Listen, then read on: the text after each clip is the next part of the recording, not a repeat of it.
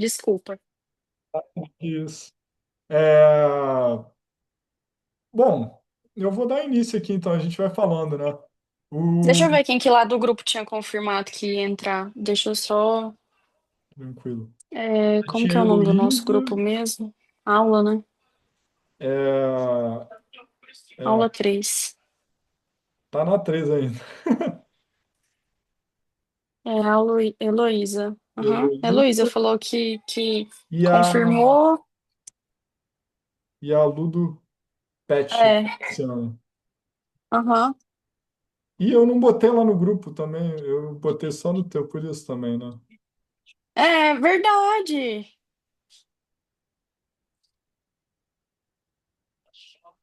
Tô te falando aí, eu vou ativar o mute só por causa dele, tá? Tá bem. Eu vou aguardar um pouquinho também. Então, agora que eu percebi que eu não botei o link lá, eu botei em outros grupos, acabei não botando nesse. Tá bom, sem problema.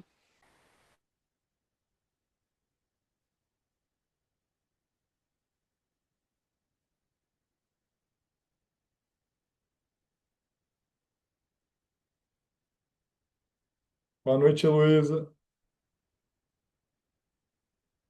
Boa noite. Eu tinha iniciado aqui, estava conversando um pouquinho com a Letícia, aí eu percebi que eu não tinha botado lá no nosso grupo. Peço desculpas Tudo bem, obrigada. por nada. Você já chegou a dar uma olhada nessa aula 4 ou não? Você está em qual aula? Já cheguei. Eu já finalizei já, gente. Eu Você já tô, finalizou todo o conteúdo? é, oi. Ah, Eu já finalizei. Eu tô, já faz quase um ano, né, na mentoria, mas eu não tinha entrado em grupo nenhum ainda. show, que bom. Aí eu terminei no início desse mês, não. No final do mês passado eu terminei as aulas, as 40. E aí eu tô Uhum. seguindo aquelas aulas extras que o pessoal falou, ah, faz a 65, faz a não sei qual. Aí eu tô Sim. seguindo aquelas outras que o pessoal falou que são muito boas. Perfeito. E realmente são Me muito tira uma boas. dúvida, então. A gente vai trabalhar aqui em cima dessa aula 4, que ele fala sobre as 7 faculdades. Só que ele não aprofunda as 7 faculdades. Ele fala um pouco sobre a análise simbólica de cada faculdade, e daí ele usa a metáfora dos 7 cavalos, e ele coloca como se fosse, de um lado, todas são para o lado transcendente, e do outro, todas são do lado imanente. Isso. Mais para frente, ele aborda exatamente o que é cada faculdade? Sim, eu acho que ele faz isso em várias aulas. Ele vai falando várias aulas sobre isso e vai pegando o conteúdo que ele já deu, volta, Uhum, aí fala mais alguma coisa sobre aquilo. entendi. Mas assim, sobre os cavalos, né, que são as faculdades imanentes e transcendentes, tem um cavalo central que é o da vontade.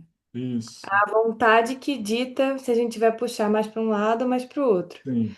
E a gente tem que alinhar a nossa própria vontade para que a gente faça mais o apetite, é, como é que fala?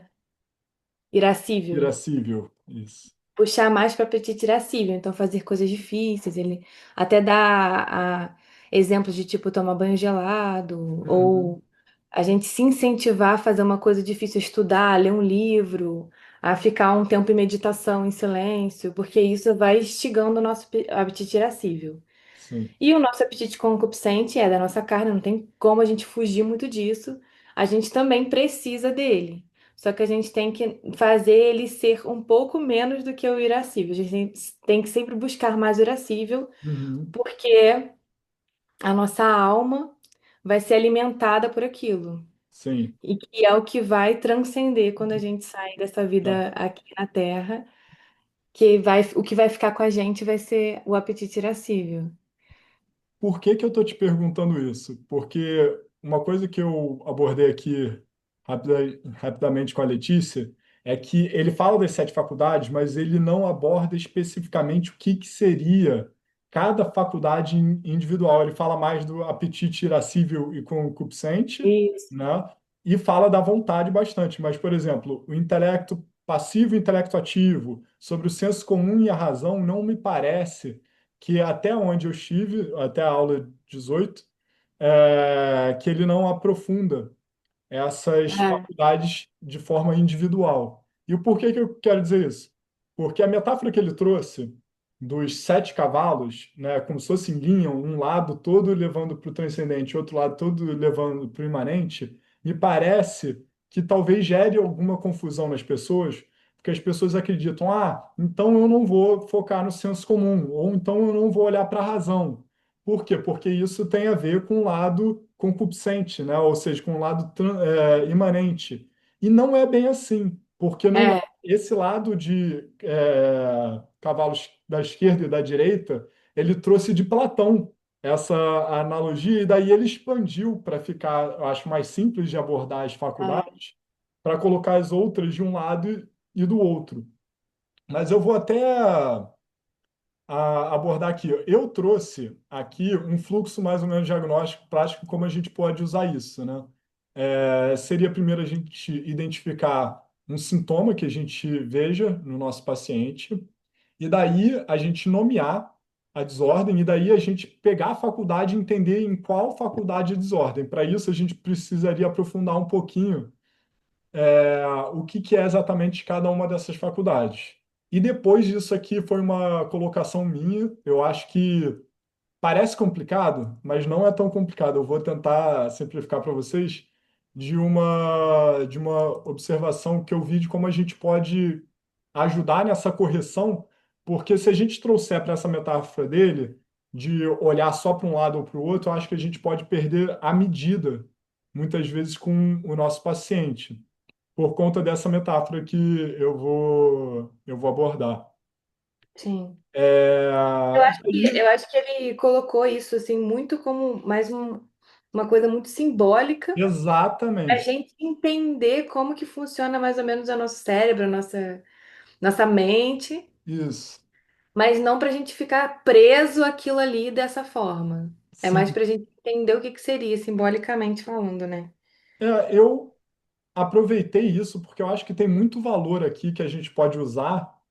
E, enfim, então, e também foi uma forma de eu entrar nisso e Sim. posteriormente, mais para frente, ele aprofundando, eu já ter essa base, né? E inclusive esse desenvolvimento que, deixando bem claro que isso não é uma abordagem dele específica, tá? É uma coisa que eu decidi abordar e aprofundar para poder realmente absorver esse conteúdo. E Uhum. depois eu trouxe para uma execução também, né? Com o paciente, que é a gente abordar corpo, alma e espírito. Então, pegar o que está em desordem, a gente vai ver os três eixos que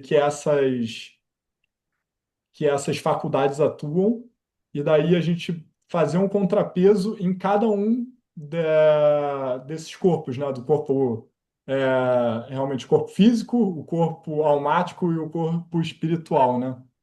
Sim. É, Aí ele, nessa aula, ele traz um mapa simbólico dessas sete faculdades. Isso eu achei muito legal, e daí eu quis até aprofundar para deixar aqui como material. Aliás, depois eu posso até te encaminhar esse HTMLzinho, que é esse site que eu tenho encaminhado para Letícia também, que aí, Tá. se você Minha quiser sim. consultar. Como é que ele fez? Ele botou o senso comum. Ele fala que o senso comum é a Lua, né? Ou a deusa Artemis. E daí por que que é a Lua, no caso, se for o céu? Seriam porque a Lua tem fases rápidas, ela tem uma luz refletida, ou seja, na verdade não é dela, e ela tem ciclos curtos. Então, o nosso senso comum, ele tem essa questão de não ser algo de dentro de nós, a gente é passivo nessa recepção, Uhum. ela tem fases muito curtas e vem em ciclos. Então, essa é a metáfora que ele traz com relação aos astros, né? E no Sim. mito, ela é deusa Artemis, que ela é uma caçadora, né? Então, ela usa o foco, né? E ela usa os sentidos. E por isso que ela também é uma boa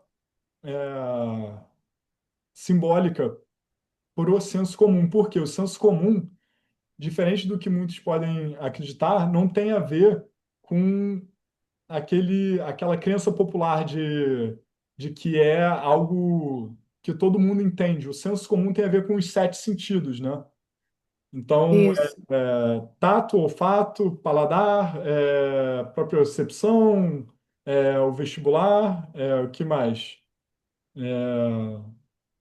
Olfato, paladar, visão, percepção, enfim, tem a ver com os sete sentidos. E o senso comum é a percepção que a gente tem desses sentidos. Então é algo muito realmente visceral e não tem a ver necessariamente com a razão, aquilo que a gente interpreta daquilo. Aí a razão já é aquilo que a gente pega do que a gente tem de entrada e que a gente executa com a menção. Aí vem a razão. No céu é o mais veloz, porque está sempre tem a ver com Mercúrio, né? No céu ele é o Mercúrio porque ele é o mais veloz e está sempre perto do Sol. E ele está perto do Sol por quê? Porque ele está perto dos sentidos, né? Então a razão ela está intimamente vinculada aos sentidos. A razão é aquilo que a gente pega dos inputs, das entradas e transforma em algum conceito, alguma ideia, alguma noção de alguma coisa. Então, isso tem a ver com a razão propriamente dita. E daí, no mito, ele é Hermes, porque Hermes é o que entrega, né? Ele é aquele que entrega as mensagens, que entrega aquele conteúdo. Então, essa comparação é uma boa comparação por esse motivo, que ele conecta, traduz e proporciona.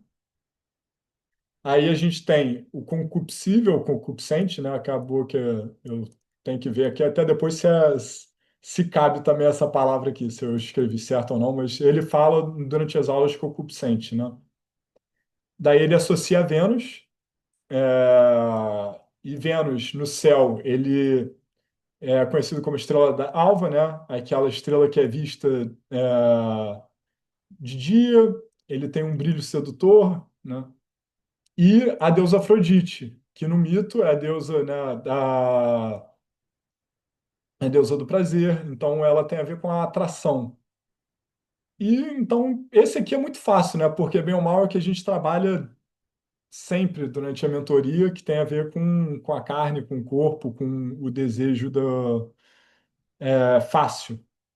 E o irascível tem a ver com Marte, né? Então, Marte e Ares, que era o deus da guerra.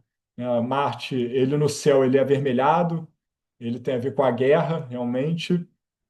E Ares, ele tem um ímpeto combativo, porque bem ou mal ele é o deus da guerra, né? Então, a guerra é um símbolo muito forte para o que é difícil, que é aquilo que a gente muitas vezes não quer fazer, mas precisa fazer. Então, tem a ver com esse lado de enfrentamento, enfrentar o árduo.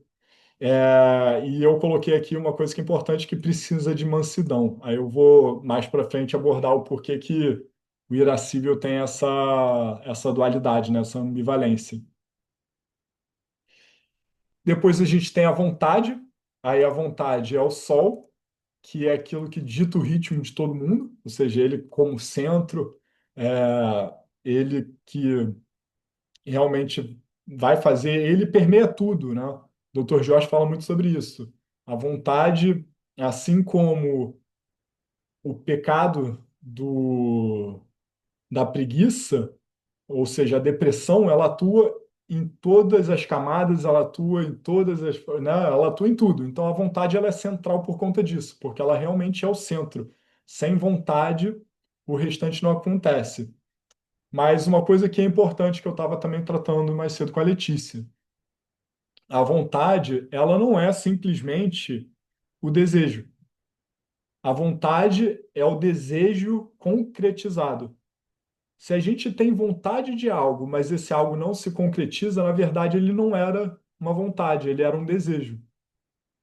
Então, popularmente, se vê a vontade como, eu estou com uma vontade de doce, né? E se você tiver com realmente uma vontade genuína, você vai concretizar isso, você vai arranjar um doce, você vai comer, né? Porque o desejo simplesmente, ele muitas vezes ele não te leva a executar algo na realidade. Então ele não chega a ser vontade, ele simplesmente é um pensamento, um desejo. enfim.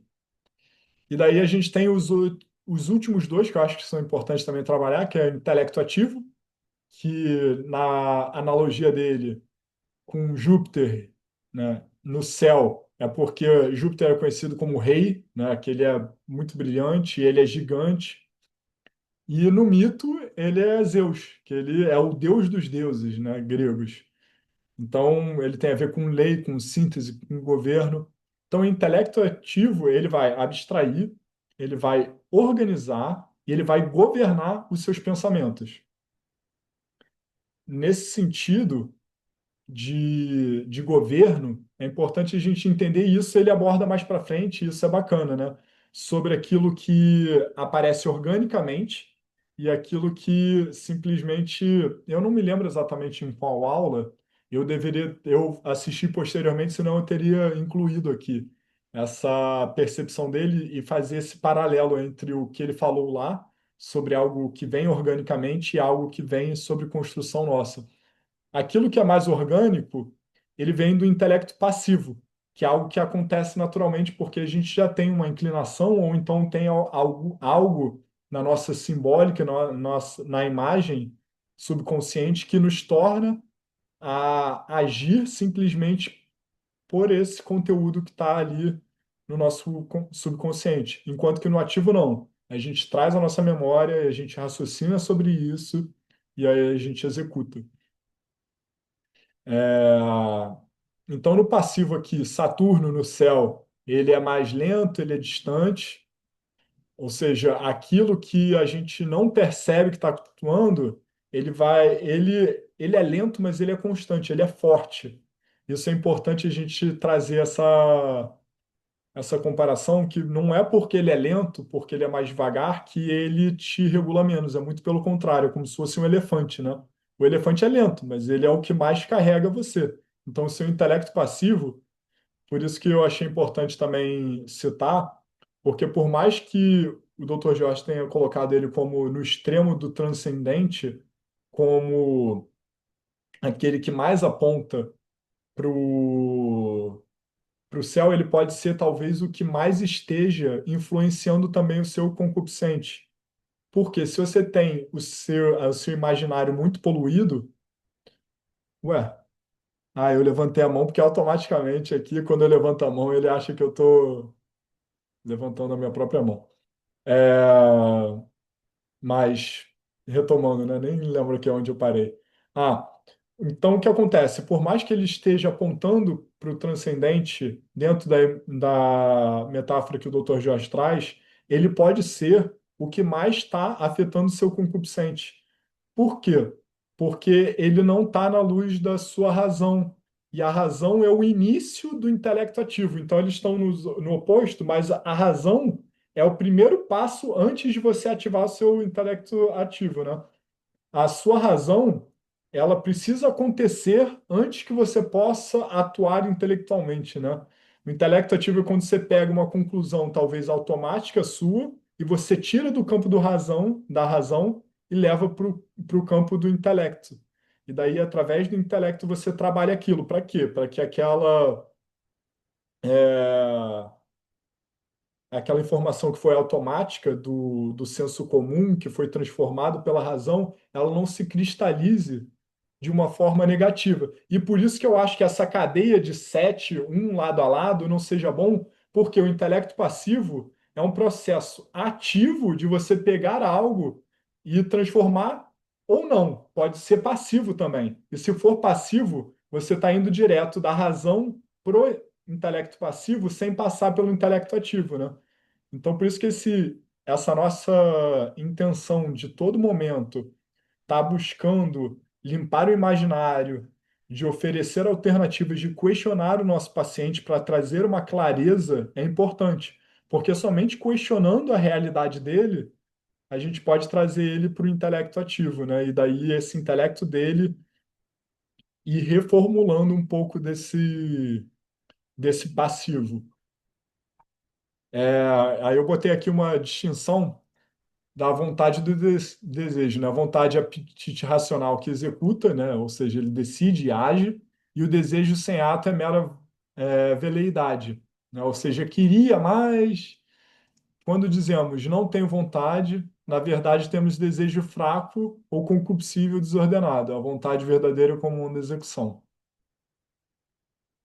Tá, isso aqui tem a ver aqui com a parte simbólica das sete faculdades, para a gente sempre lembrar, eu acho bacana a gente lembrar como, o que que é mesmo, né? Intelecto ativo, aí a gente pode lembrar, pô, é Júpiter, Júpiter ele é brilhante, ele tem a ver com Zeus, então ele governa, é uma forma da gente cristalizar isso, por isso que é legal a gente trazer realmente essa simbólica aí.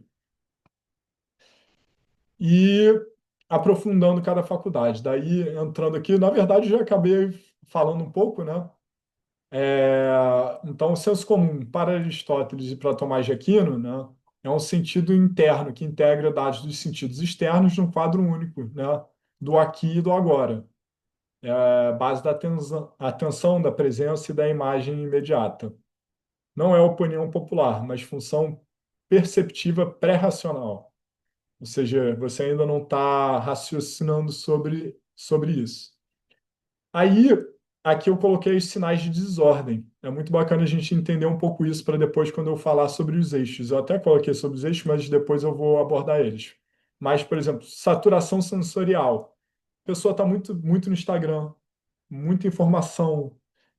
Obviamente tem a questão também da dopamina e tudo mais, mas o simples fato, às vezes, da pessoa estar com muita informação, muita luz, muito barulho, ouvindo música enquanto trabalha, enquanto faz, isso gera uma saturação do nosso sentido e a nossa razão vai estar comprometida. Por quê? Porque se o nosso sentido está comprometido, a razão ela está se baseando num sentido corrompido, né? Ou fragmentado, seja como for. Então, essa saturação, ela dá um colapso, né, dessa integração e gera uma dispersão, uma irritabilidade, uma fuga para estímulos mais fortes. Ou seja, se a gente tirar o fato da dopamina, o que basicamente é também, independente de se é dopamina ou não, a gente precisa de mais daquilo porque a gente tá saturado. E daí é como se fosse. Pensa num elástico que está esgarçado. Quanto mais você puxa, mais esgarçado ele vai ficando. Mas ao mesmo tempo chega um ponto que ele vai romper, né? Então, a exaustão de alguém, ela normalmente segue isso, né? Essa saturação. É, Aí aqui eu trouxe umas coisas que não vou abordar agora, porque eu primeiro quero explicar um pouco sobre os eixos. Ô, Lucas, até a questão dessa quantidade de informação e de coisas que as pessoas estão fazendo, tudo ao mesmo tempo, tem uma aula, não sei se é uma aula ou se é um Reels do Dr. Jorge, que ele fala que paciente que está muito assim, que já chega muito emotivo, que está muito ansioso, tem um exercício que é de presença, né? Ele fala para trazer o paciente para o presente. Ele fala, olha, me cita 5 sons que você está escutando, 5 cores que você está vendo, coisas que você está sentindo. Que assim é nada mais nada menos que trazer o paciente para o presente e ele fala exercício de aterração, lembrei, exercício de aterração. Ele é isso mesmo, ele faz o paciente entender o que está acontecendo. E isso já serve demais para melhorar a ansiedade, trazer essa clareza assim para o paciente. O pão nada mais do que é o pão, né? O P do pão é presença, e a presença é justamente a gente trazer Isso, para o momento verdade. presente. Essa aterração é muito importante, porque principalmente nos sanguíneos, que tem a tendência a voar com o pensamento, trazer para o momento presente é muito valioso. Então, É, assim, isso só reforça o como o método do Dr. Jorge realmente é importante e tem uma base. Então, nada mais do que eu estou fazendo aqui é para quem é um pouco mais melancólico como eu, que tem essa tendência a raciocinar, a buscar um embasamento daquilo. Para mim, eu nada mais que estou fazendo é pegando, vendo a beleza da prática dele, porque realmente, se você não quer se aprofundar em nada do que eu estou falando, somente segue o que ele está falando, porque tem um objetivo por detrás. Mas, por outro lado, se às vezes você ficou, caramba, não entendi isso direito, a minha busca aqui foi justamente tirar esse ruído que estava dentro da minha própria absorção do conteúdo, porque eu vim de outra área, com outros conteúdos, com com outros conhecimentos, e quando eu dei de frente com ele, ensinando dessa forma, eu fiquei um pouco confuso e achei importante, né, trazer isso. Sim. E É, esse mas exercício que ele perfeito o fala que você assim de falou. presença, ele fala que pode ser feito com todos os sete sentidos. Pode ser de ver cores, pode ser de ouvir coisas, pode ser de sentir, por exemplo, ele fala da comida. Se você comer devagar para sentir realmente o gosto, também vai te colocar no agora. Ele até da própria percepção ele fala, tipo, quem sabe plantar bananeira. Se você quiser plantar bananeira e ficar de cabeça para baixo ali um tempinho, também já É te ajuda. verdade, ele fala isso. Eu me Ele fala lembro isso do da doce, bananeira. eu não lembro da Aham. bananeira, mas é muito Eu bom acho que dessa é uma bananeira. aula mais pra frente. Ele É, fala até questão de você virar de cabeça para baixo, assim, você deitar na cama e colocar a cabeça para fora da cama de cabeça para baixo, é um exercício também que melhora a ansiedade. sim, é. Aí ele falou, todos os sentidos que mexem com sentidos, Pô, se você perfeito. focar só naquele sentido, já ajuda a centrar a Gente, pessoa. você vê, isso nada mais é do que técnicas de yoga, técnica de meditação. Tem, por exemplo, eu fiz um curso de mindfulness, né? Então eu posso guiar meditações. E daí, no mindfulness, tem um exercício chamado mindful eating, que nada mais é do que você comer de forma presente, né? Então você Sim, vai envolver o olfato, o paladar, a visão, você vai realmente transformar aquilo para que o desejo não seja somente, né, essa busca pela dopamina, mas você aproveite todo esse processo, né? E a yoga nada mais é do que um exercício de presença, um exercício de propriocepção, né, de tato ao mesmo tempo, porque você tem que parar, você tem que sentir, então envolve muita coisa. É, cara, enfim, eu acho isso muito bacana, porque realmente você vai vendo, né, como a gente pode adotar a prática de tudo quanto é lado. Então, mesmo nós sendo católicos ou cristãos, a gente vê como a gente consegue absorver práticas que realmente são milenares e que a ciência atualmente está comprovando o como isso tudo já era benéfico e o porquê que é benéfico, né? Vamos aqui agora para o razão. Isso a gente estava falando do senso comum, né, que estava sobrecarregado, então esse exercício de presença é muito importante. Razão. O que é? Faculdade discursiva que compõe e proporciona meios afins, né? Prudência em ato. Não é pensar muito, mas ordenar pensamentos proporcionalmente ao fim.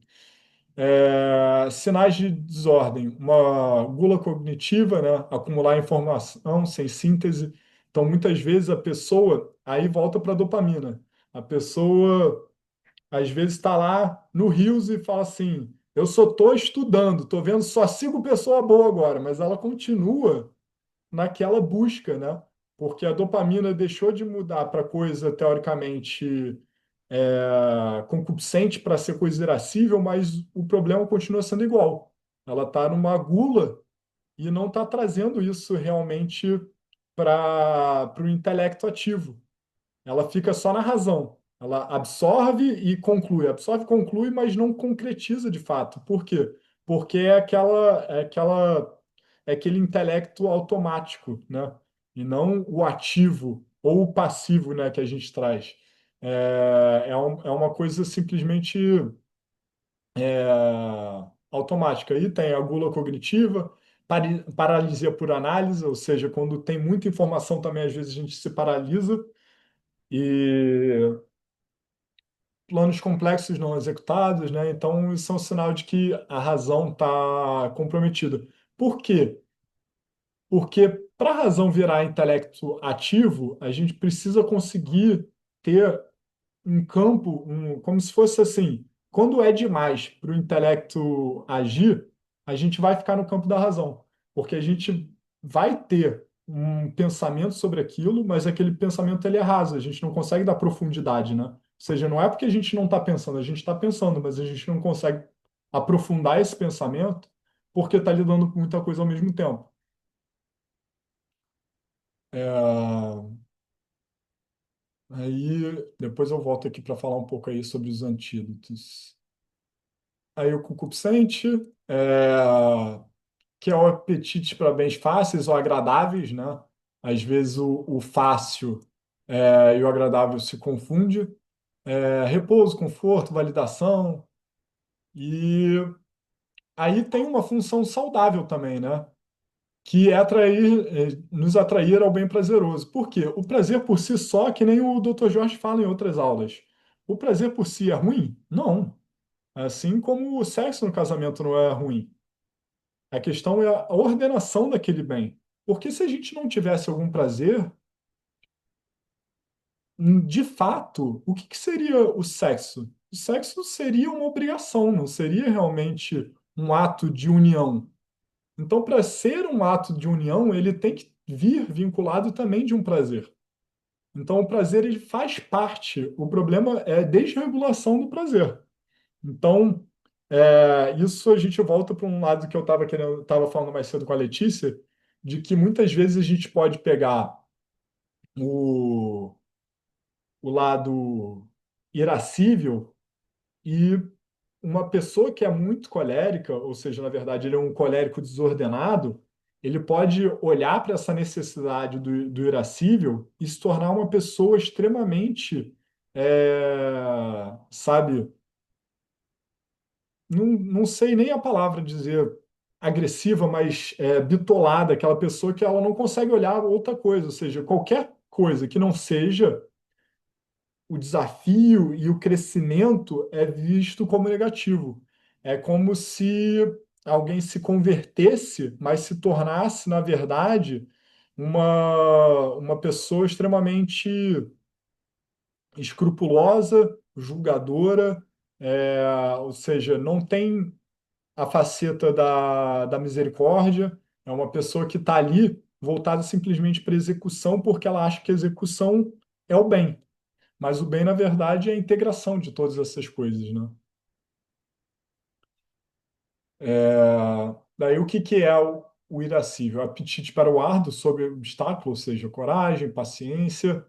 É uma função saudável, que é dar fibra para enfrentar o difícil. Aí que eu trouxe a ambivalência, né? Sem governo, ele pode virar uma agressividade moralista, e com o governo, ele gera coragem mansa para o bem árduo. Sinais de desordem seriam respostas explosivas, impaciência, dureza com erros alheios, ou seja, aquela pessoa que vê um erro, ela não é capaz de abraçar o erro dos outros, e uma rigidez moralista.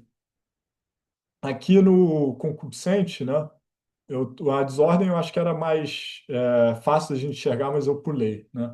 Procrastinação é até sentir vontade, ou seja, a pessoa vai levando, não quero, porque eu tenho que sentir vontade. Ou seja, enquanto aquilo que ela tem que fazer não for prazeroso, ela não faz, o que em si só já é contraditório, né? Porque se ela tem que fazer, não tem que ser bom. E se é bom, não é porque ela tem que fazer.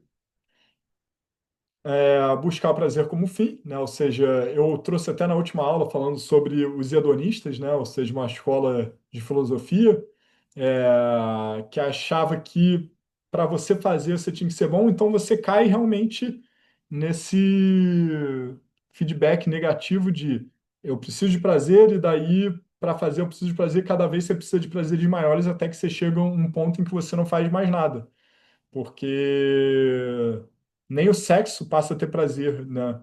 Já o Dr. Jorge citou até um cara em alguma aula, que é um cara que é conhecido, que ele falou assim: eu já não tenho mais prazer em sair com as mulheres que eu saio, porque se tornou a vida dele se tornou isso. Então ele não tem mais nem prazer no sexo, que teoricamente é um dos maiores prazeres. Obviamente o Dr. Jorge fala aí que o vício em cocaína é 10 vezes mais forte que o sexo, mas vai saber. Eu não sei, eu não sei, mas que cada vez mais a tendência é essa, né? Buscar vícios maiores, como nós sabemos, às vezes um vício a uma coisa leva um vício a outra coisa pior, e, enfim, é esse ciclo vicioso que vai piorando. Vai escalando, né? É igual ele fala da pornografia, que começa ali no homem-mulher, depois você já vai pra tudo, tudo, tudo, tudo. Aí toda vez que chega caso mais esquisito pra ele, ele fala que é pela questão da pornografia desajustada. Exatamente. A pornografia, ela é muito peculiar, porque diferente das outras, que você precisa de um ato concreto na realidade para que ele te cause o mal, o único ato concreto na realidade é algo passivo, né, de você clicar lá, entrar com o site e pronto, né?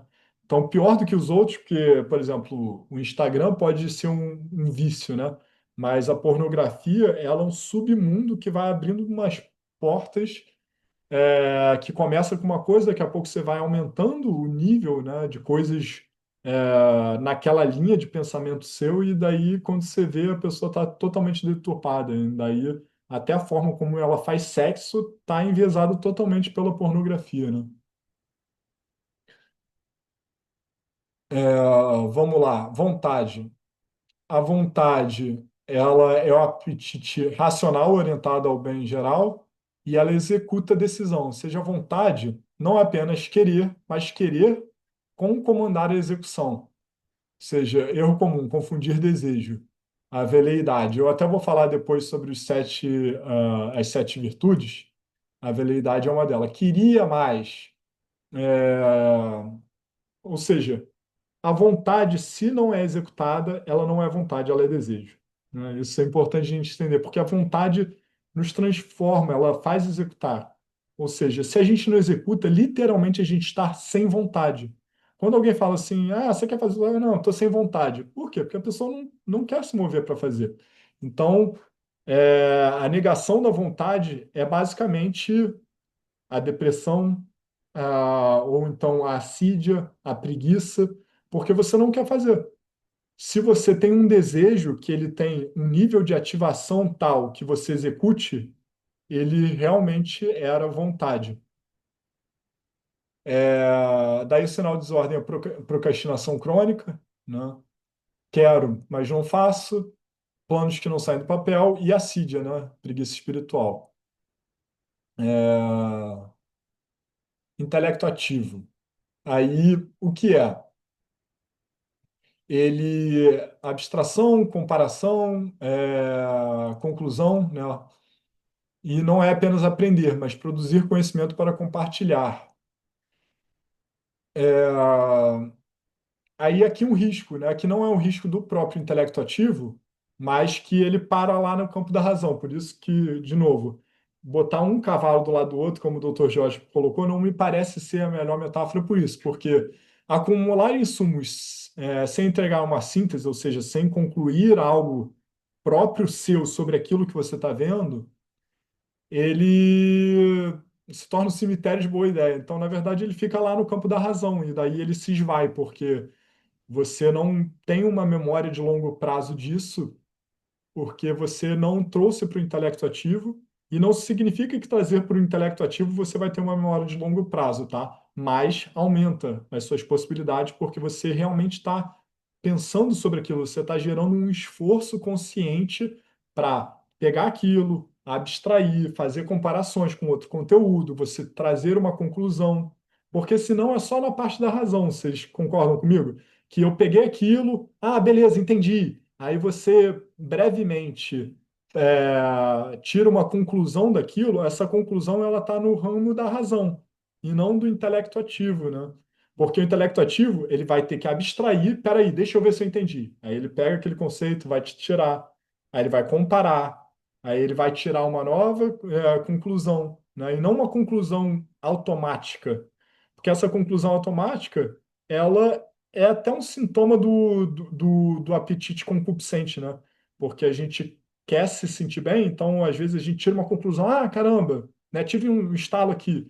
Mas se o estalo for verdadeiro, fazendo um paralelo até com a vontade, né? Para ser vontade, tem que executar. E para ser um estalo verdadeiro, ele tem que vir para realmente para a execução, para o intelecto, para alguma coisa que a gente coloque em prática, porque senão não é. Ele é simplesmente a razão, e a gente acha muitas vezes que a razão é o intelecto ativo quando não é. Um sinal de desordem é livro iniciado, né? Mas nenhum dominado. Você lê o livro e daí fica somente naquele aspecto lá da razão, né? Ele diz, que legal! Aí você leu, mas você não trouxe para o intelecto ativo. Porque é gostoso também, de certa forma, o ler. Ele traz Então, nesse sentido, a comparação do Dr. Jorge é bom, porque o intelecto concupiscente, né, que é bom, ele está mais voltado para o senso comum e para a razão. É, e o intelecto passivo é receber e iluminar, insight, contemplar, requer preparo do ativo, né? Não é ter ideias do nada, ou seja, mais receptividade ao que se manifesta após estudo. Isso aqui é muito bacana, que tem um livro. Vocês conhecem o Daniel Goleman? Já ouviu falar? Não. Ele que cunhou o termo inteligência emocional, tá? Então, inteligência emocional foi cunhado pelo Daniel Goleman, ele é professor de Harvard e ele, sem aprofundar exatamente sobre o que é inteligência emocional, que é até um tema bem bacana, eu acho legal trazer eventualmente em paralelo com algum conteúdo do Dr. Jorge, mas ele tem um livro chamado Foco. O que ele fala nesse livro? Ele fala sobre como os grandes cientistas eles descobriram a resposta daquilo que eles queriam, não enquanto eles estavam pensando. E daí é muito engraçado como assim, né? Por exemplo, e daí ele cita Arquimedes. Arquimedes é o da banheira, que estava pelado lá, mergulhou na banheira, e daí saiu da banheira pelado gritando Eureka, Eureka, né? O que ele descobriu naquele banho? Foi a densidade. A história dele também é bem bacana para contar depois. Outro, Newton. Newton tem a história da maçã, que caiu a maçã, ele estava descansando na macieira, caiu a maçã na cabeça dele, e daí ele falou assim: descobri a gravidade, me veio aqui, né? O que é isso de que quando as pessoas estão descansando, você descobre, né? Nada mais é do que o intelecto passivo. O intelecto passivo, eu até falei lá, ele, não sei se eu falei antes somente com a Letícia, ou se você já estava presente, Heloísa, mas é o seguinte, não é porque ele é mais lento que ele é mais fraco. Ele é como se fosse um elefante, né? Ele é mais devagar, mas ele é mais forte. Então, o intelecto ativo é necessário para ativar o intelecto passivo. Porque, de acordo com esse livro, o que ele mostra? O que esses cientistas faziam com regularidade?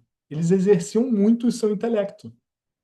Só que o intelecto tem uma limitação, porque se a gente for trazer para o ramo da computação, que é a minha origem, é como se fosse um processador, em que ele tem uma quantidade de coisas que ele consegue fazer ao mesmo tempo limitada. O intelecto passivo é como se fosse milhões de computadores conectados ao mesmo tempo. É o seu cérebro todo funcionando, né, em background, em segundo plano. Ele funciona de forma teoricamente mais devagar, mas com mais potência, porque ele consegue conectar mais coisas ao mesmo tempo. Mas para que ele seja ativado, você precisa ter usado seu intelecto ativo. Então, muitas pessoas não ativam a capacidade do seu cérebro porque elas não têm a tendência a utilizar seu intelecto ativo. E daí não vem. A pessoa queria tanto essa capacidade, num estalar de dedo, vir com uma ideia genial. Essa pessoa que tem, às vezes, a ideia genial é porque ela usa muito a cabeça dela constantemente em alguma área específica, para ela ter esse insight, né? Então, isso aqui é bacana. É, Aí é o risco aqui, né? Chamar qualquer ideia de sinal divino, né? Sem colocar a prova. Ih, olha aqui, surgiu, veio uma coisa aqui de Deus, caramba, caiu aqui no meu colo, né? E pode ser que às vezes venha de algo, de alguma imagem que está corrompida dentro de você também. Então tem que tomar cuidado. Por isso que essa ideia de que o Dr. Jorge até fala isso sobre uma paciente no estudo de casos, eu não sei se é a aula 16, que é só sobre estudos de casos, que ele fala que uma menina ouviu que Deus falou sobre o namorado, acredito que estava com uma doença, com câncer. E daí ela falou assim: Ah, Deus tinha me dito, né? Falou, minha filha, Deus não fala assim, não, né? Eu sinto te dizer, mas não é. Isso aí muito provavelmente foi, né, do inimigo. E vamos, quais são as possibilidades? Sou eu mesmo? É Deus ou é o capiroto? Nesse sentido, quem é que falou contigo? Quem é o mais provável, né? Ele fala, se não for, se você não entende que foi você mesmo, só pode ter sido o inimigo, né? Então a gente precisa ordenar, porque essas coisas que vêm organicamente podem ter uma origem de algo que está nesse nosso subconsciente que ainda não foi devidamente retrabalhado, orientado, enfim. É, o maior desafio, me parece, não é a gente entender esse movimento como terapeuta, é como a gente pegar isso também e aplicar na nossa terapia com os nossos pacientes, né? Porque em determinado momento a gente vai ter que pesquisar e entender essa origem, que às vezes o paciente está ali com uma certeza que veio, né? Não é o intuito dessa aula trabalhar isso, né? Mas isso é uma coisa que a gente já tem que ficar esperto, porque uma coisa é a gente entender o processo que está acontecendo e discernir aquilo que o paciente traz. Uma outra é como a gente trabalhar esse discernimento com o paciente, porque não vai ser dizendo isso que a gente está falando, né? A gente não tem como trazer ele para um âmbito de, beleza, agora você vai entender como o terapeuta pensa isso que está acontecendo com você, e você vai, porque senão você, né, literalmente não tem como. Beleza. E daí aqui eu falo sobre a metáfora que ele traz, né, que ele fala sobre os sete cavalos, e ele traz isso de Platão, que para Platão é um cocheiro e dois cavalos. E daí é uma imagem poética, né? Como é que funciona? O cavalo, são dois cavalos, um cavalo branco e um cavalo negro, né? O cavalo branco é o cavalo dócil, nobre e obediente ao bem, né? Ou seja, ele é uma mistura do irascível, ou seja, o apetite irascível com um governo, ou seja, o governo ele inclui tanto o intelecto ativo quanto, sabe? Então, ele envolve vários.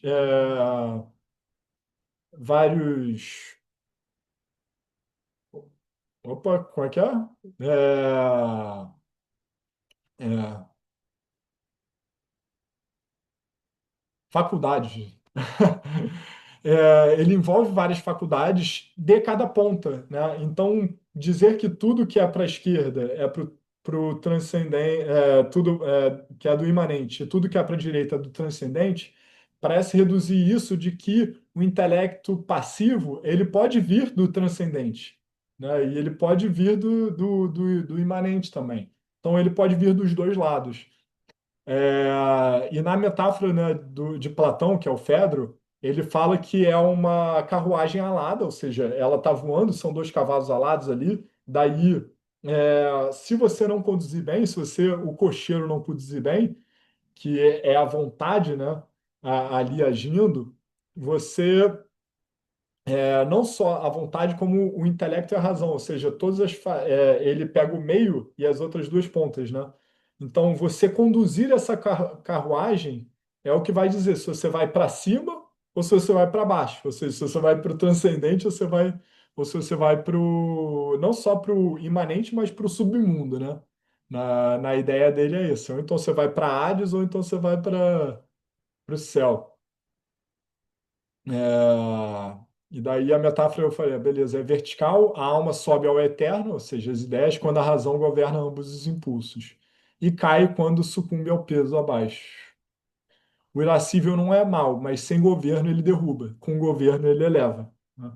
Então, esse que é bacana a gente ter em mente também, porque eu, pessoalmente, tenho muitos amigos e tenho muitas pessoas que estão travadas numa masculinidade, aí a gente vai usar o termo, né, da atual, que é a masculinidade tóxica, né? Mas é porque, de fato, existe o que é, na verdade, a pessoa querer simplesmente um irascível, sem, passando por cima das pessoas. Então, eu tenho um amigo, por exemplo, que ele está com uma dificuldade que ele não está conseguindo retomar as atividades dele, seja corrida, musculação. Por quê? Ele trazendo as dificuldades dele, ele fala assim: eu preciso ir todos os dias. Falei, cara, não é melhor começar com 3 vezes na semana e fazer isso? Não, eu preciso fazer, eu preciso tomar vergonha na cara, e daí ele começa a se autodepreciar, porque ele está preso numa necessidade de um irascível que acaba sendo infactível com a realidade dele. Ou seja, é um irascível ao extremo que não ajuda ele a executar, porque ele fica preso nessa crença de que somente o que é difícil é bom. Aí o que acontece? Ele não faz do que é difícil no ramo da saúde e fica só no ramo do difícil, que também é difícil, né? quer ficar se martirizando, quer somente trabalho. Aí ele não sai do trabalho e vai fazer a musculação. Por quê? Porque ele quer a perfeição. E, de certa forma, isso é uma visão do irascível, mas ele acaba fazendo o mais difícil, que é ficar sofrendo, né, nesse pensamento, enfim. E daí, como eu disse, né, a forma de como a gente vai trabalhar isso, ele infelizmente não é meu paciente, é meu amigo só, mas como a gente poderia executar isso também é importante a gente pensar sobre. E quando chegar na aula sobre isso, a gente aborda isso com mais profundidade. Aí eu quero, onde aqui eu estava falando sobre os antídotos, eu vou explicar um pouquinho sobre os eixos operacionais, né? O que que é uma coisa minha, o que que eu trouxe. É, Eu vou falar sobre os três eixos. Quais são os eixos é, dessas. Opa, tá me fugindo agora. Tá vendo? Aqui, as Faculdade. faculdades, para cada faculdade. O meu senso comum está sobrecarregado, tá vendo, gente? Eu não estou acostumado a dar aula, estou com o meu senso comum aqui sobrecarregado. Mas o que que os eixos funcionam para as faculdades? Como eu gostaria que vocês pensassem nesses eixos? É como se fosse um mapa 3D, em que ele tem um eixo vertical, um eixo horizontal e um outro eixo de profundidade, tá? Como é que funciona? O primeiro eixo é o eixo da recepção ou da produção. De um lado desse eixo é aquilo que eu estou recebendo e o outro lado é aquilo que eu estou produzindo. Ou seja, quando eu estou recebendo, o que, que é recebido por nós? Aí agora eu quero que vocês participem da aula aí. O que é aquilo que a gente recebe?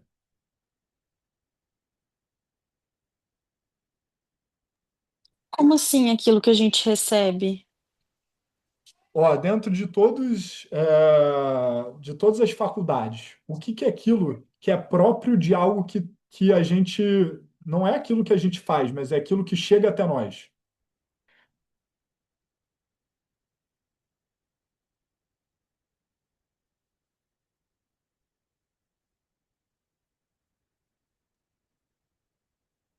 Não sei dizer. O Ué, Também senso não, faz hein? Tô parte dos pensando sentidos aqui. também chegam, né? não, Tipo, não tem problema. Ó, o senso comum, porque basicamente o senso que é o comum. senso comum? Não é nada que a gente vai buscar. A gente, sem buscar, a gente já tem os sete sentidos à nossa disposição. Então, o próprio do eixo da recepção da produção é de um extremo o senso comum, porque é aquilo que a gente somente recebe, e do outro extremo é o intelecto ativo, que é simplesmente quase que puramente nós, né, produzindo. Consegue entender como é que esse eixo funciona? Porque de um lado é a recepção pura e do outro lado a produção pura, tá? Porque não chega a ser pura, porque a gente ativamente está interagindo com aquilo que a gente está pensando, mas é um eixo em que a gente tem o senso comum, depois do senso comum teria a razão, porque a razão é um pouco menos do extremo desse eixo, né? Então é como se fosse uma gangorra. Pensa na gangorra. Num lado tem o senso comum e do outro lado tem o intelecto ativo, né? É, ou seja, se o intelecto ativo é produção, ele está num extremo da gangorra, e se senso comum é somente recepção, ele está no outro extremo da gangorra. Mas ao longo dessa gangorra, né, desse eixo, a gente tem também os restantes. Então, tem também ali a razão, que ela tá mais para o lado da recepção, mas ela tem um quê de cognitivo atuando ali. E daí a vontade, ele é o eixo disso tudo, tá? Então a vontade não vai entrar aqui porque a vontade atua em todos. Então a vontade pode estar até no meio, que a vontade pode ir tanto para um lado quanto para o outro. Então ela é o eixo de equilíbrio de todos os eixos, é a vontade. E daí o outro lado, a gente tem o eixo da produção, que seria também o intelecto é, O intelecto, quer dizer, o apetite, aí também esqueci do apetite, né? Então tem o apetite concupiscente do lado mais para recepção, daí o apetite irascível para o lado da produção, e daí o intelecto ativo e o intelecto passivo, eu não sei se encaixa nesse eixo, porque esse eixo seria mais da gente entender aquilo que a gente recebe e aquilo que a gente produz, tá? Por que que eu achei importante esse primeiro eixo, é importante a gente entender de certa forma? Porque aquele desbalanço que a gente falou da pessoa estar muito focada no celular, com muita informação, muito barulho, ele é um desbalanço da recepção. E daí a gente vai atuar um contrapeso que é produzir, sair desse mundo do celular e ir para o mundo físico, de produzir. Então, o desbalanço na recepção, né, que está com pouca produção, a gente equilibra como? É, produzindo uma síntese mínima no agora. Às vezes a pessoa, ai, gente, eu não sei o que fazer, é tanta coisa, eu tô com isso, eu tô aquilo, é minha sogra, meu sogro, é meu marido, é meu filho, eu não sei o quê. Calma, né? Seu senso comum está sobrecarregado. Vamos no agora. O que que você vai fazer agora? Então você traz para produção. Você tenta aplicar ali um contrapeso, né? Porque ela está desbalanceada, ela está muito no mundo dessa recepção de sentidos, ela não consegue agir. Então, dá um controle para ela, equilibrando isso. Então, no agora. Beleza, vamos parar agora. Eu quero que você me diga agora 5 coisas que você pode fazer, né? Então, trazer para o presente, a gente pode até fazer ali um exercício de presença para reduzir antes de aplicar esse contrapeso. Mas o contrapeso é uma forma de trazer presença, tá? Então a gente tem que atuar, obviamente, em mais de um eixo. E daí a gente também, depois eu mostro lá para vocês o que eu botei corpo, alma e espírito, né? Que a gente pode atuar de diferentes formas, como for mais, como é que eu posso falar? Mais pedagógico para o nosso paciente. Mas, basicamente, o sinal de que está com desbalanço na recepção é quando está saturado, quando está disperso, quando lê tudo e não devolve nada, né? A pessoa está. Então, esse é um sintoma. Daí, um contrapeso imediato seria no eixo A, né? Dois, para produzir. Então, produzir uma síntese mínima no agora. Faculdade de apoio. Senso comum é a gente limpa as entradas, como falei, né? E aí o intelecto ativo, sintetizar, e a vontade, que é entregar, né? Então, ajudar a pessoa a entregar a vontade, como eu falei, está ali no balanço, está no meio. Então, todos os eixos da vontade, ela é o que equilibra. As virtudes que ajudam também aqui seria prudência e temperança. Então, às vezes, a pessoa está com muita informação, né? Vamos reduzir a quantidade de informação, temperança, prudência. Não vamos tomar nenhuma decisão agora, porque se a pessoa está com muita informação e pedir para ela tomar decisão, é pedir para ela tomar a pior decisão possível, porque ela não está nem conseguindo raciocinar, né? Ou seja, nem a razão dela está funcionando, porque ela não, né? Isso se ela tiver no extremo, né? Se ela tiver às vezes ela está no meio do caminho, daí você não precisa ir tanto para o outro lado, porque ela também não está tão desbalanceada assim. Agora, o desbalanço pode ser para o outro lado, né? Ela está falando muito, escutando pouco, está produzindo muito. Às vezes a pessoa que é mais colérica tem uma tendência a querer produzir muito e receber pouco, né? Então, é parar de escutar.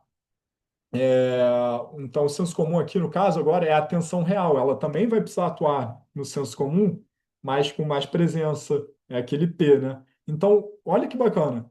A presença do pão, ele atua tanto para um quanto para o outro, né?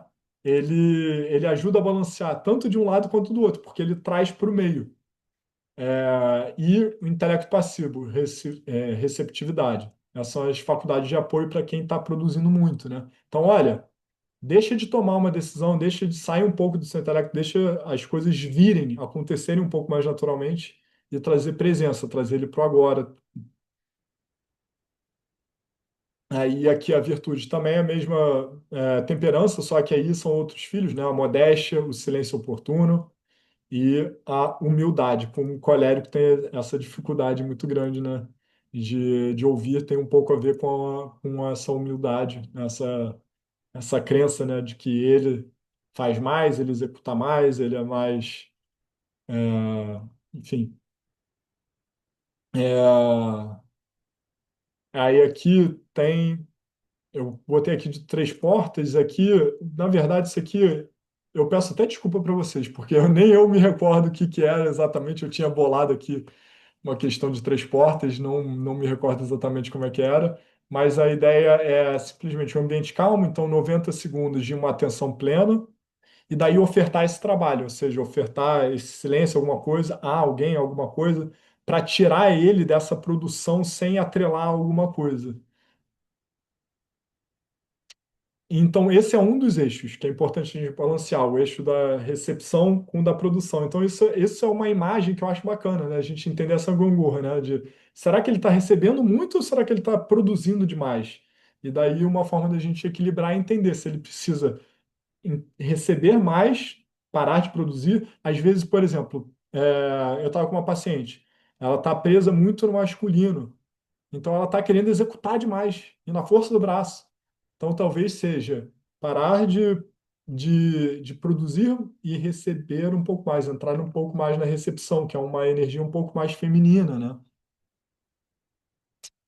Beleza. Eixo B, o segundo eixo aqui. Aí tem o prazer fácil e o prazer árduo, né? Então seria o apetite concupiscente e o apetite irascível, né? O árduo valor. Nessa dinâmica, né, seria o conforto e recompensa versus esforço e sacrifício. Aí é que é fácil, né? Nesse caso aqui, é o eixo eu acho que a gente tem mais familiaridade, que é, de um lado, é o prazer como pré-condição, né? O sintoma é autogratificação, só faço se tiver o mínimo, ou seja, só vou fazer se tiver tal coisa, só vou, né? Então toda hora barganhando. Tá bom, eu faço isso, mas você faz tal coisa, então toda hora querendo negociar é uma demonstração que a pessoa está nesse eixo mais para o concupiscente, né? Então, eu posso citar nitidamente em casos em que você vê isso num casal, né? Muitas vezes o casal negociando nas pequenas coisas é um sintoma de que a pessoa está muito no concupiscente. Por quê? Porque ela precisa se sentir bem para executar. Então, para ela se sentir bem, ela precisa sentir que ela não está sofrendo sozinha. Então, tu vai sofrer comigo. Então, eu só vou se. Aí tem ali a lista de coisas, só vou se, não sei o quê.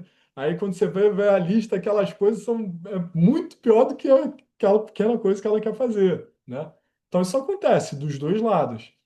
Mas essa barganha da pessoa tender a barganhar é uma tendência ao concupiscente, né? Dela estar desbalanceando para o concupiscente. Por quê?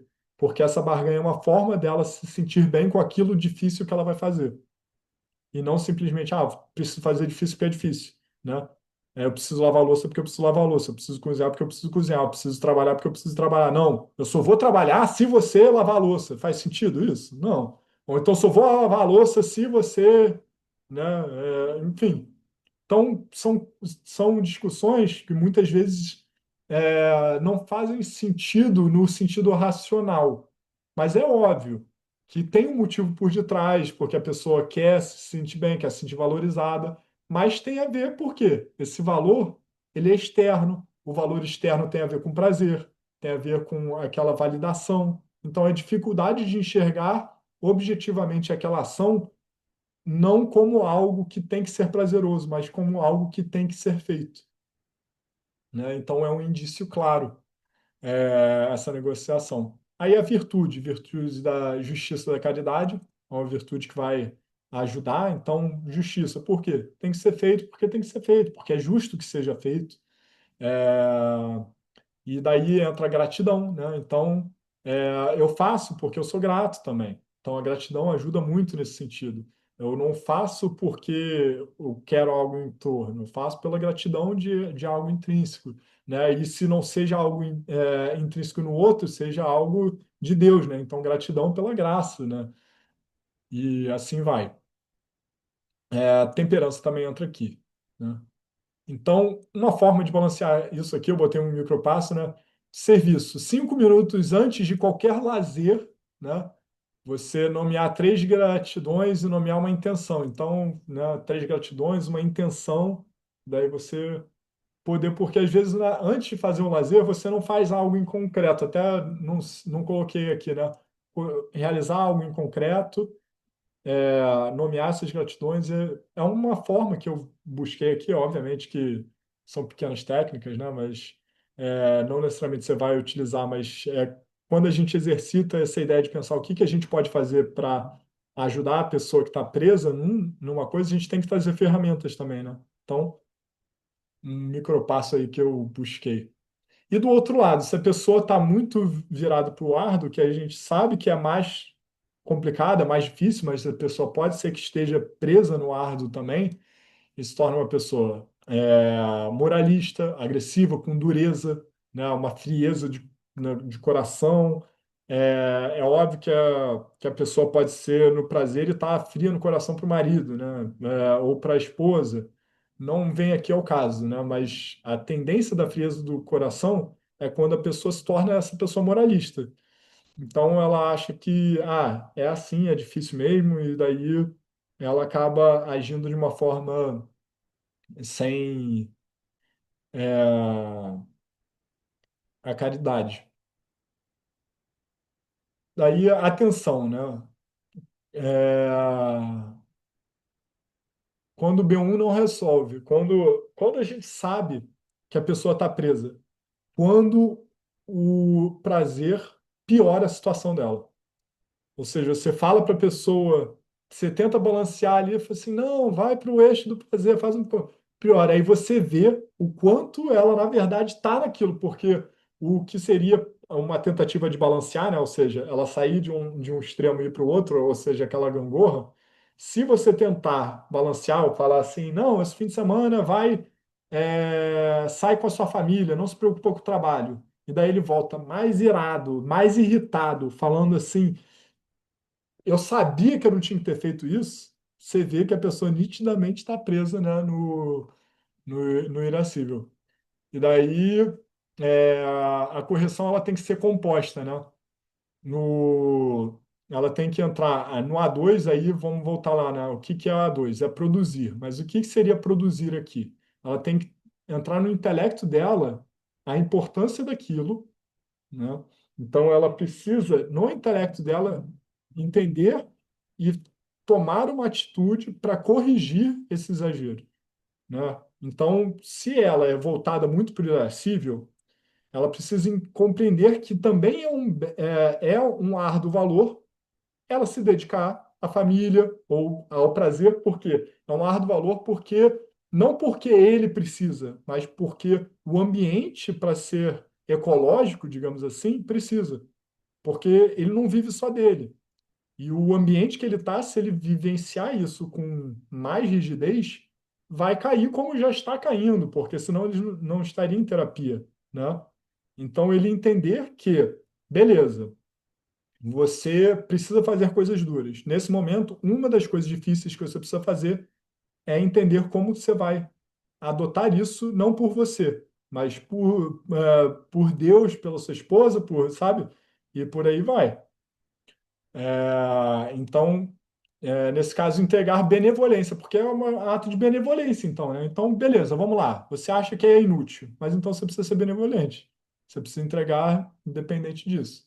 E daí tem o C2, que eu vou falar aqui do abstrato e do concreto, né? Ou seja, é o terceiro eixo aqui que a gente vai abordar. É, prova de 10 minutos focado no bem de alguém, mais mansidão. Então, trazer uma mansidão, trabalhar nele, enfim. É, as faculdades de apoio são razão, a vontade, como de todos, né, ele está no centro, e um senso comum. Nesse caso aqui, ele precisa de um freio sensorial, por quê? Porque o fato também dele executar muito também está fazendo ele estar sobrecarregado para enxergar o óbvio, que muitas vezes está na frente dele, né, de que é importante aquele momento. É, E então ele também precisa de um freio sensorial do presente, do agora, aquilo que a gente trouxe antes, né? A virtude aqui, mansidão, clemência, afabilidade. Beleza. E daí o eixo 3 é um eixo do concreto e do abstrato. O que que seria isso? O abstrato está mais no mundo da ideia, ou seja, aquilo que não tem forma, é como se fosse uma nuvem, né? É o ramo das ideias, o que que é? Abstrato. E o concreto é aquilo que realmente está na realidade, aquilo que está à nossa frente, que a gente consegue atuar em cima. Então, seria como se fosse a teoria, um planejamento, e do outro lado, a execução e a prática. Então, quando a pessoa está muito no ramo do abstrato e ela está sem chão, né? Ela sei, mas não faço teoria sem teste, se torna uma assídia intelectual. Então, você vê como os eixos, se eles, de certa forma, eles têm uma correlação, porque o prazer fácil, ele atua muito mais na recepção normalmente, mas tem prazer fácil que atua na produção, ou seja, sexo é um prazer fácil, mas que está na produção, você está agindo, né? Mas também é na recepção porque é no sentido. E, por outro lado, o O... Por que que eu ia trazer o do sexo? Eu acho que foi um automático meu aqui. Mas, de certa forma, a pessoa que está muito na obesidade mental, por exemplo, ela está muito no ramo das ideias. Então, ela está recebendo muito, então ela está no senso comum dentro do eixo, do primeiro eixo. Ela está recebendo muito, muita informação. De certa forma, é prazeroso para ela, e ao mesmo tempo fica no ramo do abstrato. Porque o ramo do concreto, ele tem a tendência a ter um ar do valor maior e ele tem a tendência a ser mais produção. Você conseguem ver como esses eixos eles têm uma correlação grande? Então, o desbalanço aqui nesse eixo do abstrato seria o sei e não faço, teoria sem teste, uma assídia intelectual. Daí o contrapeso seria fazer algo pequeno no agora, ou seja, assim como nos outros. O concreto, o que você vai fazer? Sai do abstrato, sai da teoria, sai do plano e vamos realizar. Então, a vontade na execução, o razão e a prudência, é, e daí as virtudes aqui seriam diligência, realmente pegar aquilo que a gente está fazendo, botar em prática, e temperança também no na idealização, limitar o tempo que você fica naquele ramo da ideia, somente pensando, pensando, pensando, beleza. Agora já pensou, vamos concretizar algo, vamos botar isso para o intelecto ativo, sair da razão, porque você pode ficar na razão, às vezes, esse input, né? Eu penso e eu vou aprimorando, né? Vou aprimorando aquilo que eu estou pensando, é como se fosse um brainstorming, né? Então a gente está ali criando várias ideias. Estou Pô, chega uma hora que está muito abstrato, beleza, vamos para o concreto. Então, trazer para o agora. É... Daí, 5 minutos do agora, o micropasso, né? Prova de 10 minutos. Entregar uma versão 0.9. Isso aqui é muito nerd do meu lado, que eu sou da área de programação, então a versão beta, né? Eu ia botar aqui, versão beta. Entrega um beta aí. Entrega alguma coisa. Porque não é a primeira versão, mas alguma coisa de concreto, né? Você tem para apresentar. E do outro lado, a pessoa que tem dificuldade de pensar, ele é um ativismo que faz muito, mas sem direção, né? Então, aquela pessoa que está perdida, ela, ai, fiz tanta coisa hoje, e aí, o que aconteceu? Não sei. A pessoa que só está agindo, ela não está nem pensando, né? Então, ela precisa sair do abstrato, mas ela precisa do concreto com o quê? Com um direcionamento. Então, ela precisa produzir, não somente um concreto imaginário. É, Bom, e daí, né, uma regra de ouro que eu botei aqui é identificar qual eixo está em desequilíbrio, que acaba que eles têm um paralelo, né? E ir para o polo oposto do eixo para tentar ajustar. Gente, aí aqui é uma outra parte que eu aprofundei que não tem na aula, mas eu decidi aprofundar bastante, que eu achei bem legal, que são as virtudes. Eu peguei todas as 7 virtudes, que aí tem as virtudes cardeais e as virtudes teologais, e eu peguei não só a virtude mãe, como as filhas, né? Que existem as filhas, e daí eu fui falando um pouquinho sobre cada uma delas aqui. Eu acho que, como já está escrito, não vale a pena eu também ficar relendo aqui tudo. Até porque eu tenho que entrar aqui numa próxima, eu vou fazer agora, a gente vai ter uma aula agora de um grupo nosso que aí no caso é só para o nosso grupo, né? Que é da aula 8 que é um que o pessoal me puxou, e daí eu vou dar na verdade, eu vou dar só um pedaço, cada um fala de um pedaço da aula 8. Mas aqui eu também falei das virtudes teologais, aí fé, esperança, amor, aí as filhas, né, de cada uma dessas virtudes. Daí eu botei algumas distinções aqui e também falei dos pecados capitais, né? E também as filhas de cada pecado. Então, o pecado da soberba, e tem as filhas, né? A arrogância, a vaidade, a hostilidade, a avareza, que é a ganância, né? Também tem a falsidade, a traição, a fraude, né? Então, por exemplo, Judas, ele pecou pela avareza, mas a traição dele é uma filha da avareza, né? Então, na verdade, ele acabou que, obviamente, ele teve tanto falsidade quanto traição, né? Mas as duas são filhas da avareza. Aí, luxúria, aí tem aqui, na verdade, eu ia até reafirmar isso aqui, tá? Isso aqui eu fiquei de revisar, acabei não revisando, tá? É, botei algumas aqui, mas isso aqui eu posso mandar para vocês e daí depois a gente debater isso de alguma forma. É, Tem um livro que chama A Conquista das Virtudes, que é muito, muito bom. É um padre que escreveu. Ele é mais para católico, né? Porque ele cita muito a vida dos. Ah, aliás, para todo mundo ler, porque ele cita muito a vida dos santos, as virtudes assim de cada santo, sabe? Nossa, uhum. é muito bom, muito, muito bom esse livro. Bom, depois joga lá no grupo para a gente poder saber também. Eu E já até falei lá no grupo dele, inclusive aí algumas pessoas pegaram e mandaram um PDF dele. Depois eu vou tentar pô, procurar e te mando, mas é mas ele outro é grupo, né? assim. Não é aquele grupo que a gente está ali. Não, o. Ah, tá. Você tá falando do subgrupo. Achei que era do grupo da mentoria. No grupo da mentoria, eu acho que é tanta Não, é informação tanto que a gente. grupo. Agora você é, falou que você tá em outro grupo, que você vai dar aula. Eu falei, gente, como é que ele tá dando conta de tanto grupo? Pois é, porque eu, na verdade, foco às vezes até nesses grupos que querem produzir alguma coisa, porque os outros grupos acaba que fica muita falação e pouca ação, né? Então, eu prefiro esse grupo que a gente acaba interagindo de alguma forma concreta, né? E daí É, aqui eu botei até uma melhor. tabela, gente, depois falando sobre, ó, tem a faculdade, o vício capital, é, aí o sinal de desordem, a virtude, e daí os eixos, contrapesos, e daí tem até a ação no corpo, na alma e no espírito. É, enfim, uma tabelinha que eu tinha feito. Isso aqui, o ideal seria que fosse retrabalhado, tá? Mas, enfim. Aí eu falei um pouquinho sobre o imaginário também. Por que que o imaginário é decisivo, né? Porque o imaginário ele tem uma velocidade de atuação, ele opera antes da razão consciente, né? Ou seja, algumas imagens, elas atuam e disparam emoções instantâneas. Poder afetivo, né? Uma imagem vale mais do que mil argumentos. Memória emocional, né? Então, traumas, vícios e virtudes se ancoram em imagens, né?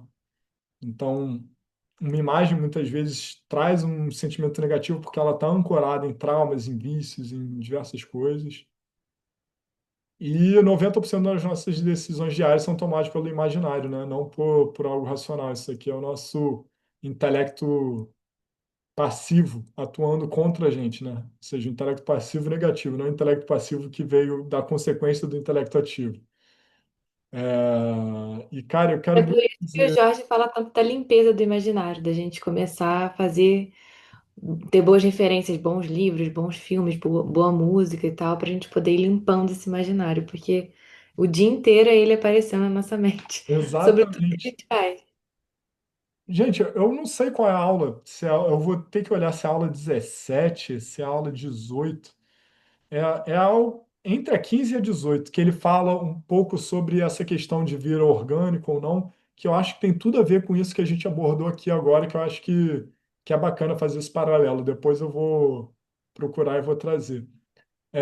Risco do imaginário desordenado, uma decisão sem prudência, né? Romantizar sinais. Então, às vezes, a pessoa tem um sinal de alguma coisa, ela romantiza porque acha, às vezes, que veio de Deus, né? Como a gente falou.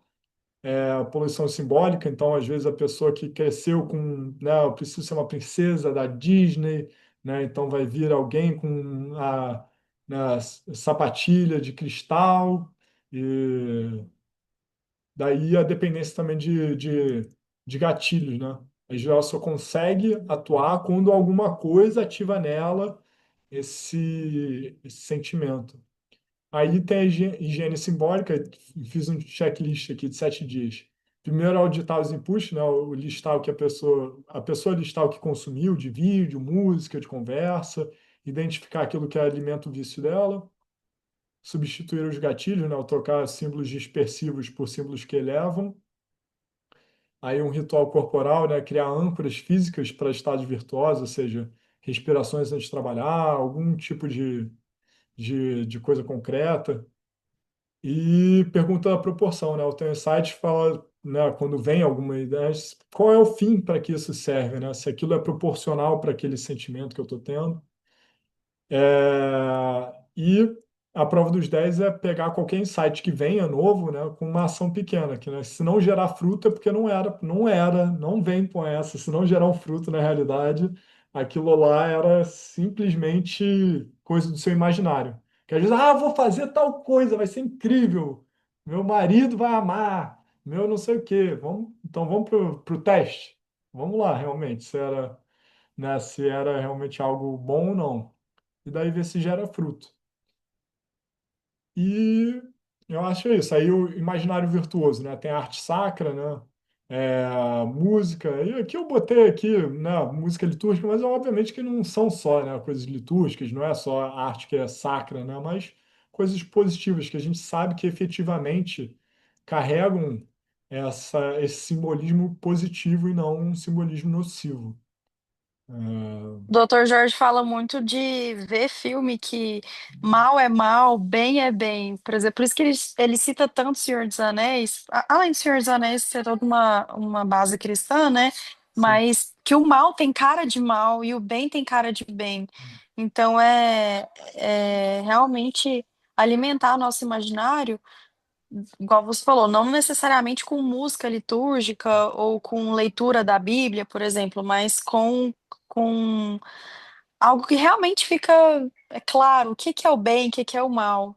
Sobre Acho que é forte impacto isso. emocional, isso que o bom do filme é isso, que às vezes ele gera um forte impacto emocional e daí ele tem um poder maior, né, de atuar. É, Aí eu botei um princípio aqui chave, né, que o imaginário ele não se limpa removendo o ruim, é preciso plantar o bom, assim como a terra desocupada se enche de árvores daninhas, o imaginário vazio se preenche pelo que está disponível, né? Ou seja, se a gente também não está ativamente pedindo para ele procurar coisas boas, automaticamente tudo aquilo que você trabalhar na sessão, se ele não ocupar com coisas boas, ele vai se ocupar de coisas ruins. Por quê? Porque é passivo. É aquela questão, o senso comum, ele está totalmente entrando na nossa mente, né? Então, ele vai afetando o nosso subconsciente. É... Eu falei aqui, curar pela beleza e não pela censura. Enfim, é isso, gente. Espero que tenha sido proveitoso, Muito bom, Lucas. Muito, muito bom. Foi ótimo. é isso, gente. Boa noite. Boa Boa noite. noite, boa Deus bem. aula. Vou lá, obrigado. Boa aula. Tchau, tchau, Valeu, tchau, Lucas. tchau. Obrigada. Tchau.